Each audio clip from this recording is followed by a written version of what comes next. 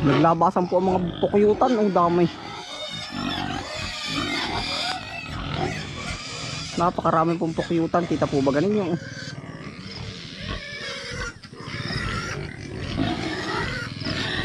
kita kaya.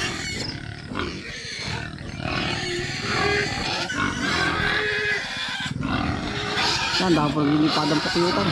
Sabi dito, baka tayo madali. Saan ho kaya galing yan?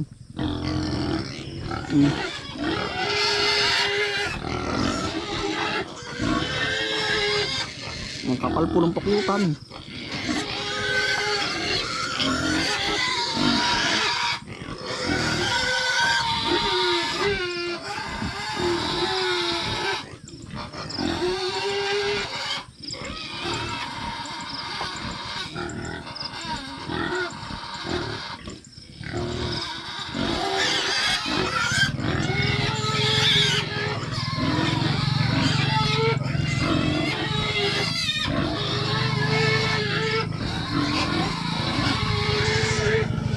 Yan pa po, buong paligid po ang pagkakapal ng pukyutan, no?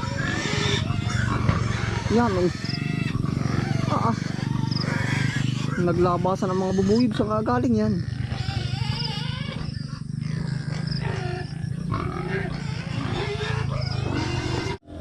Ito po yung mga pakain natin sa inahing baboy po. Kasi nga ho, yung mga gulay po ba, gawa ho ng yung pong ating inahin ay hindi ko binibigyan ng yung pang inahing baboy po ba. Bali ito po ay nanggagawa na lang tayo ng sariling pakain halos. Gawa ho ng nakakatakot po na kasi ho, yung balita dyan sa di po ba magbibiyahe din tayo ng Candelaria, Sariaya o dumadaan tayo dyan. Marami po sa kanilang baboy ay puro inahin yung namamatay. Oh, sabi ko, natatakot ako na karamihan daw po ay inahin ay ang para napupunteryang mamatay. Ay sabi ko, ingat lang ako, kumbaga sana naman wag sana mangyari ano po yung sakit po bang kumakalat ngayon sa baboy. Yan, tapos po ay ano, pagkagaling ho akong biyahe naman, nag-aano ho ako. Naghuhugas, anong tawag doon? Basta naghuhugas po tayo nung ano doon, yung mga sunroks. Diyan sa gate pala ang ng ano. Yeah, ito po ang ating ano. Nagde-disinfect po ako ng sarili. Oh. Kasi nga ho, na nanggagaling tayo sa ibang lugar ay yun, baka minsan sumama sa tao. Tsaka ho, nung minsan alaala ko na po yung mga itinatapong gulay sa Sariaya no. Sabi ko, kuhanin ko kaya rito pakain ko sa baboy. Ay di ayos ho, ay libre na. Sabi ko,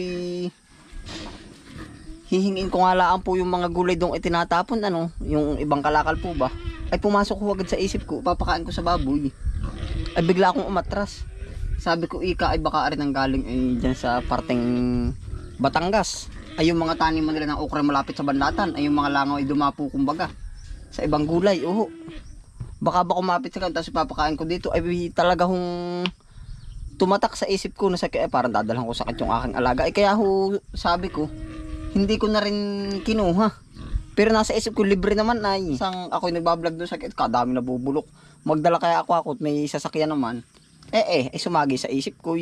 Sabi ko ayaw ko na magdala at baka dala ng gulay ba yung sakit at ipapakain natin sa baboy. Ay delikado. Copra cake. Ito po yung aking ginagawa. Yan. 3. Ang tipid ni Kapisprit, 3 lang ano. Ay sa totoo ho yan ay hindi pwedeng persahin. At ito ho ay pag yung hindi binasa ay lubuhuan tayo ng baboy. Mais na durog. Ari po ang araw-araw kong ginagawa.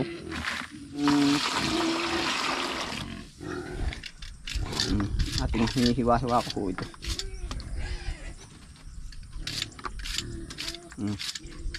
Ay ito po na may palagi ko ayos din na. Ito ay kinakain ng pandayet ba? Nang hilaw ano ho. Sa mahal din ho naman ngayon ng feeds. Ay di sabi ko maano natin din sa baboy. Mapakinabang po ba?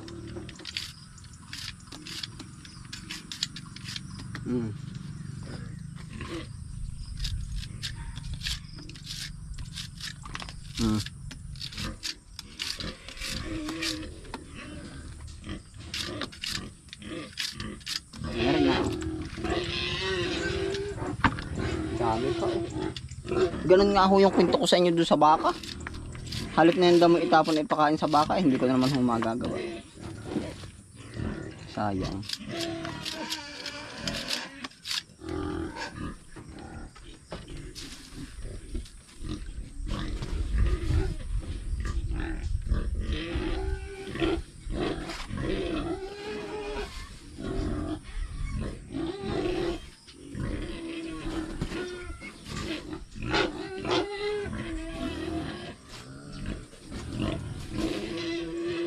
Rice barn. Ewan ko kung anong English niya. Rice brown, rice barn. Lagi ho tayo nakabuta, baka tayo alipong hindi sa loob ng kulong ng baboy.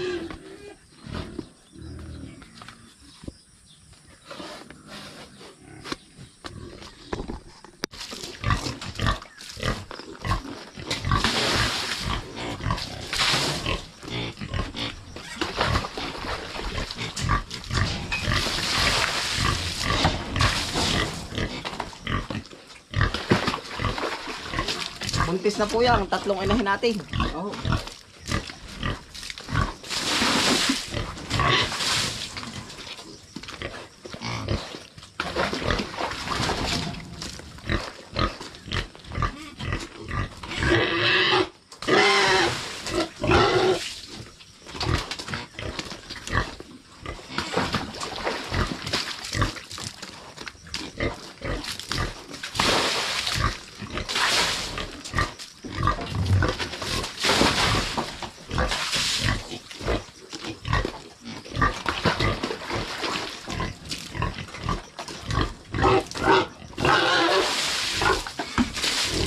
Puro buhos po ang ating gawa.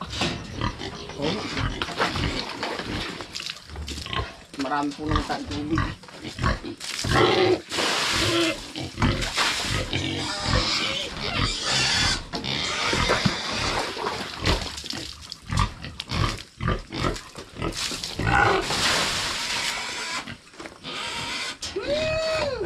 Ang laki-laki mo na nga.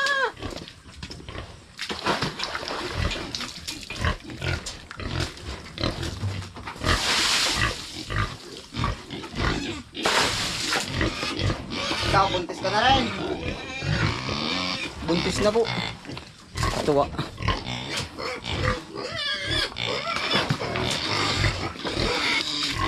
Aray isa bila.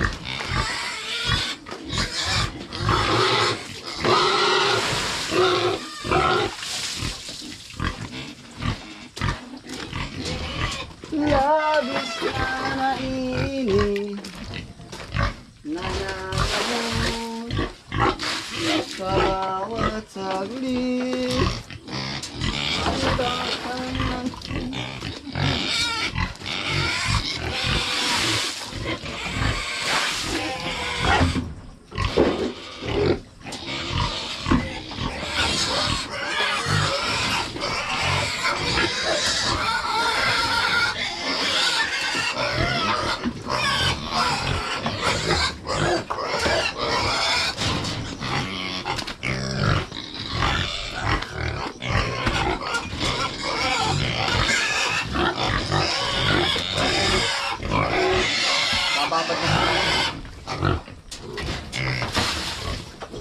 umuwi ka na, baby. Hindi na ako sanay na wala ka. Ari ko'y madikit ang ano dun.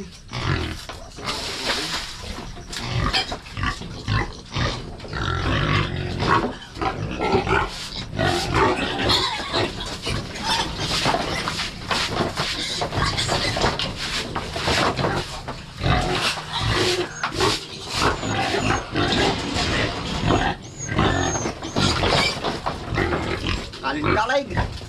Ito yung baka matali ang camera. Huwag ka dyan.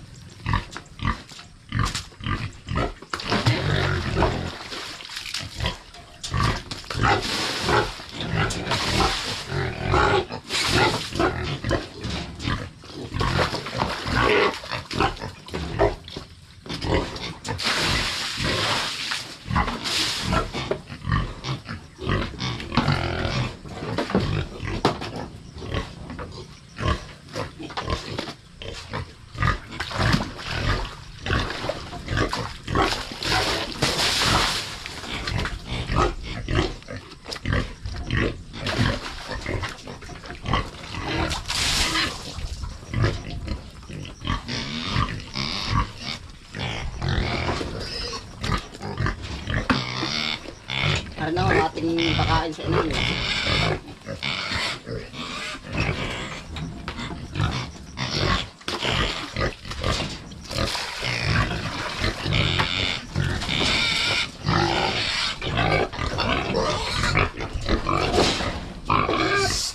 Pagkataas!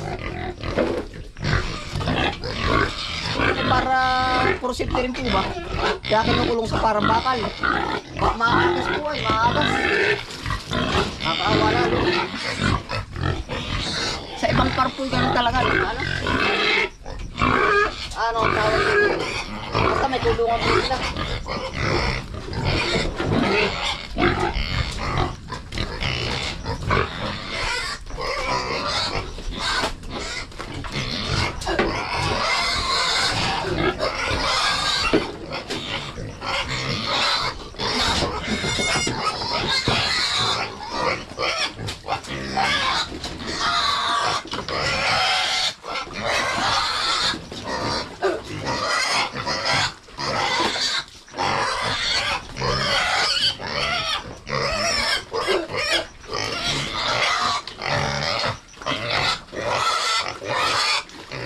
Ganito po nangyari doon sa ating mga gulay.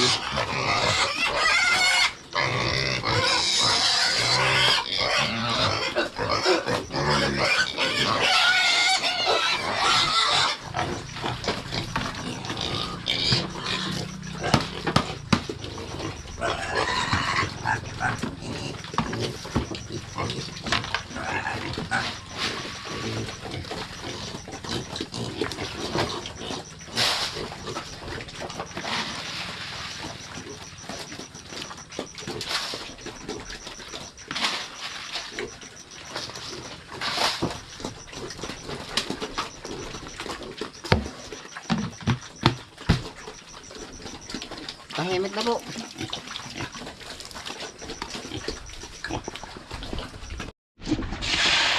Gusto pong yun sa baon.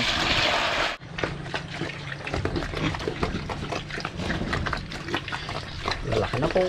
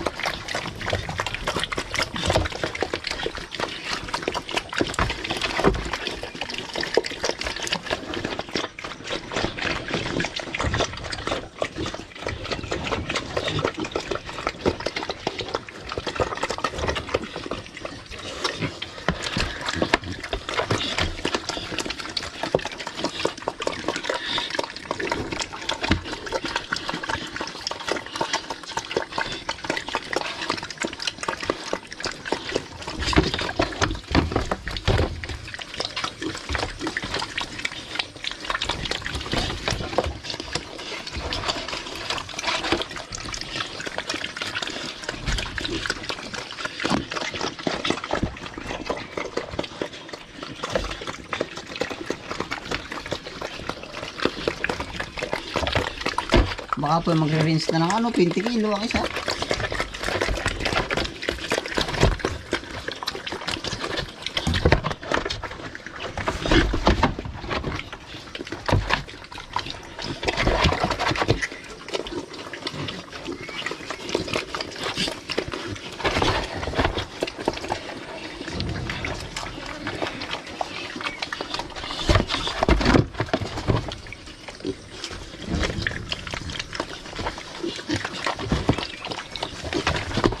Maliit.